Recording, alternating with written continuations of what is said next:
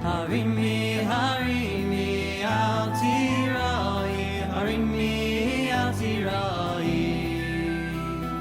Imri le'arei Yehuda, hine Elokeichem.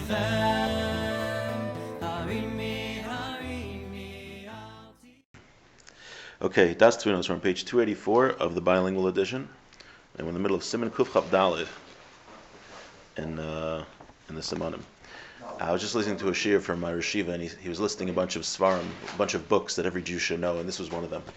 It was one of the most important books to know, really, because it talks about the basic reason that creation exists and why we're here, and good and evil, and just basic concepts about what it means to be a Jew and what it means to be a human being. So sometimes it gets a little esoteric, but the basic ideas are very important for us to know. So we've been talking about good and evil, and now what the Ramchal is doing is getting more into the details of how evil interplays with our daily existence and how it interplays with what he said originally about the purpose of creation. The purpose of creation is that we come to the recognition that Hashem is one, and at that point we'll have Mashiach will come, and then we'll have the resurrection of the dead, and then it will be Olam Haba, the world to come.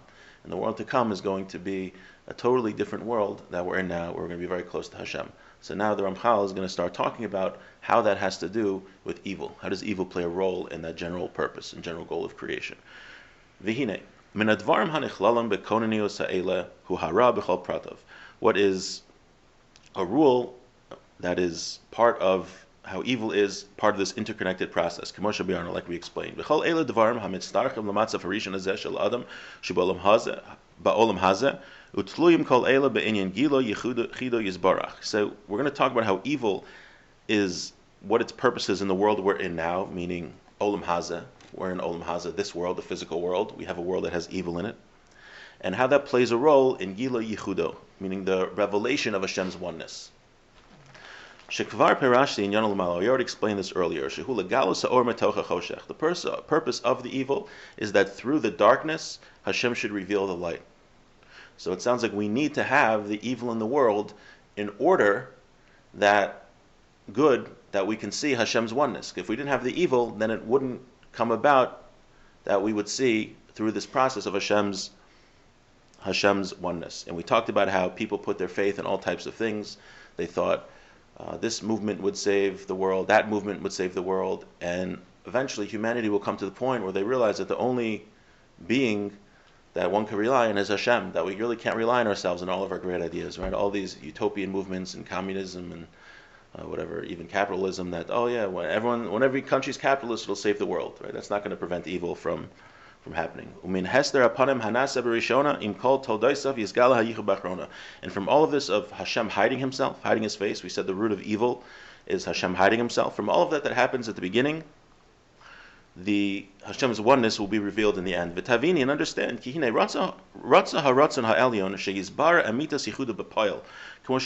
already explained that Hashem wants us to actively reveal His oneness. And that is through all of the events which occur in the world. Like the psukim we said earlier, like the verses we said earlier, so that the people know and that they understand. That I am Him. See now, I am Him. So all of the events that happen in the world are really just a process with which humanity comes to the realization that God is one. So we don't know exactly right now how each event that happened in human history has to do with that, but when Mashiach comes, we're going to get a history lesson and see how that happened, see why we had to have a Holocaust, why there had to be a Spanish Inquisition, and everything, why there was a Roman Empire, all of these different things, every single thing that happened in history, why each one contributed to the ultimate revelation of God's oneness, that people will come to the realization that Hashem is one. And with the Holocaust, you see how evil people can get, that you can't put your faith in humanity. You see even the most cultured people can just go to depravity rather quickly. Because really Hashem wants to reveal this actively. And everything in human history is to go to this point. And now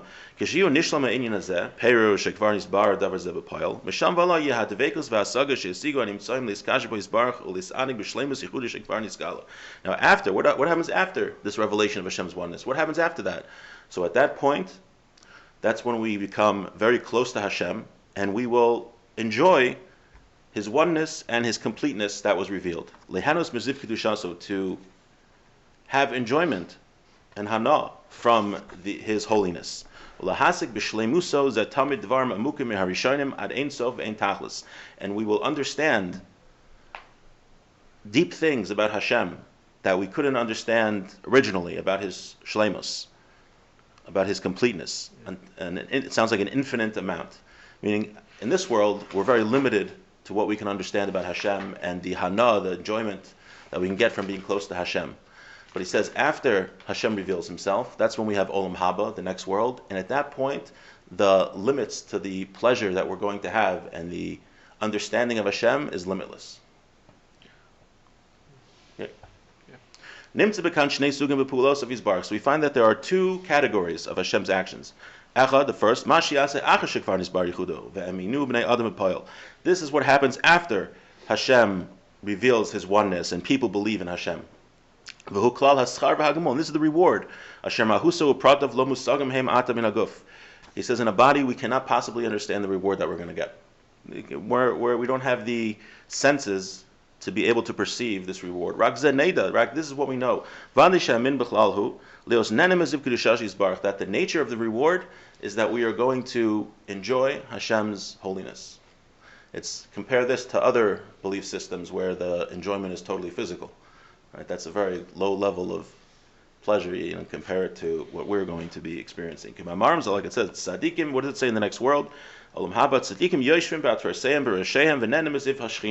The righteous will sit with crowns on their heads and will get enjoyment from Hashem's presence. And there's no doubt to us that there will be many details of this enjoyment. It's a kal v'chaimer,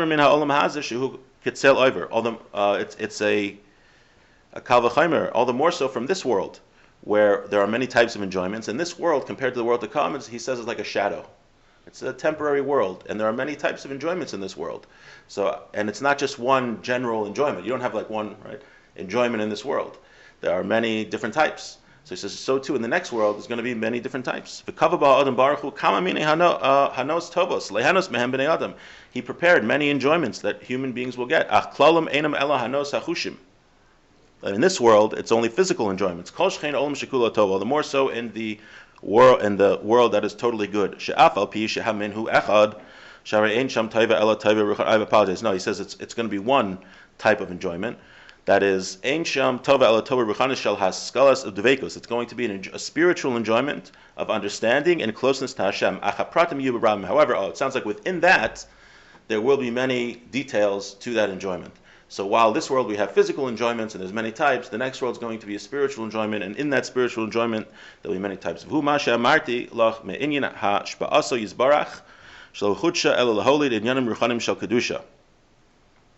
this is what I told you originally about Hashem's hashpah, Hashem's emanations, that it was there just to make spirituality and holiness. Rav Dessler says that, just to get an idea of the enjoyment of the world to come, he says if you would take every pleasurable moment in your life, put that all together in one moment, and then take every pleasurable moment that every human being had in the world, and then you add that to every pleasurable moment that every human being that ever lived and will ever live has, that's only one moment. That's not even equal to one moment in Olam Haba, in the world to come. And what the Ramchal is saying here is that we can't even understand, I always said this many times, explain to a blind person that never saw before the difference between red and blue. You can't, because they don't have the capacity to understand. So to us, we're like that blind person. We don't really have the capacity to understand what this spiritual enjoyment is. We have a little bit of it in this world, but it's going to be nothing compared to what's in Olam Haba. I'll just finish with this last paragraph. That's one stage of the creation. That's Olam Haba. Vasuk habez, the second stage, Humasha Adan Baruch Hu Oseh Kol Zman Shadayin Holech Ha'emes Hazeh Miskala. That's what we're in this world. That's the second stage. It's really the first. He's calling it the second category, but it's really the first stage. The second stage is Olam Haba. That we're in the process now of Hashem revealing the truth. Hashem didn't finish revealing His oneness yet. This is the creation we're in now until the future redemption. It should be readily in our day. As Nemar, it says, right? We say this at the end of Aleinu every day, that Hashem will be king upon the earth on that day, and He will be one, and His name will be one. Right? We say this in Aleinu very quickly when we daven at the end, but really, the last line is really such a fundamental concept of the whole reason for existence, that we should come to the recognition that Hashem is one, and we just say it very quickly. These processes, they are all dependent on this second attribute, that the entire purpose of the world that we're in now is to reveal Hashem's oneness, and that happens through Hashem hiding Himself. It's through Hashem hiding Himself now and causing different things to happen through history, that through that darkness we get to the light and get to Olam Haba of what he just described in the previous chapter. And he's going to go on talking about this. We'll get there next week, God willing.